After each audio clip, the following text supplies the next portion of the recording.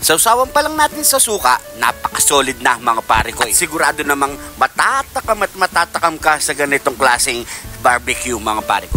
Kaya panoorin ang buong video paano natin ito ginawa mga pare ko. You know, nyamanakin sakin! Meron tayo ditong biniling 1 kilos na puro atay lang ng manok mga pare ko. So unang gagawin natin mga pare ko, i-marinate lang muna natin to. Lagay lang natin ng bawang yan, pamintang wasak at syempre pampalasa.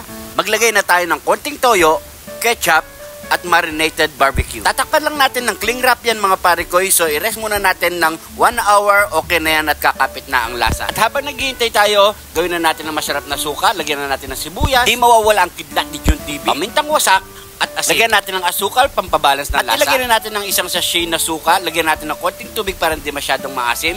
So halo-haluin lang natin yan mga pare ko, takpan. At syempre, i-rest na natin yan para mas lalong sumarap. After 1 hour mga pare ko, so okay na yan. Medyo may lasa na yan kahit isang oras lang mga pare ko. So tutuhog na muna natin yan ng ganyan lang kalalaki mga pare ko. So okay na yan. Tuhog muna natin lahat yan mga pare ko. Nagpapashoutout nga pala si Cliff Cruz Escanio. Shoutout sa iyo pare ko. Matapos natin ito ituhog lahat mga pare ko. So naka-ready na rin ang ating uling. Shoutout nga pala kay Madam Christy Ochi ng Japan at kay Madam Helen Oriashi ng Japan. At syempre kay Boss Chan Bondok ng UK, kay Boss Jojo De Jesus ng Marisol, Angeles City. At habang naghihintay tayong maihaw mga pare ko, so yung pinagbabaran at pinagmarinate natin dito sa ating atay ng manok, ipapakulo natin to. Ito ang gagawin nating manong sauce. Luto na ang ating barbecue atay ng manok mga pare ko. So ano pang kasunod niyan? Nyamanakin sakin! So yan mga pare ko, sabay-sabay po tayong kumain. Ay ito na po ang ating mga sausawan suka at manong sauce. Pray muna tayo. Thank you Lord sa napakasarap na pagkain nito Lord.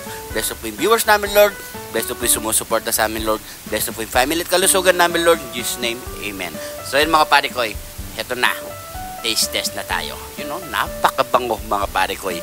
Subukan nyo na to mga pare ko. Yan no. Sausaw mo pa sa maraming sibuyas. You know, grabe. Dagdagan mo na. Yan. Kain po tayo mga pare ko. Grabe. Napakasarap. Nyamanakin sakin!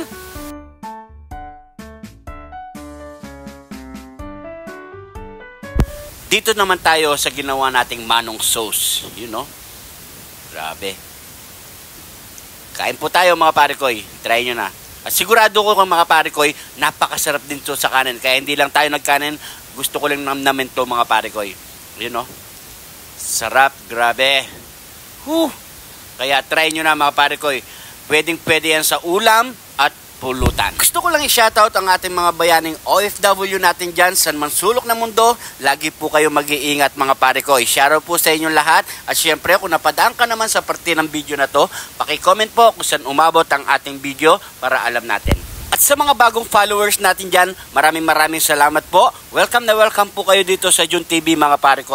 At kung hindi ka pa naman naka-follow, mag-follow na para updated po kayo sa mga bago nating i-update na video mga pare ko. Sa mga gustong magpa-shoutout, paki-comment lang po sa baba, name at location para sa susunod na episode, masa-shoutout po kayo mga pare ko. Huwag po natin kalimutan i-share ang ating video para mas marami pang makapanood at makagawa sa ating ginawa ngayong araw mga pare ko.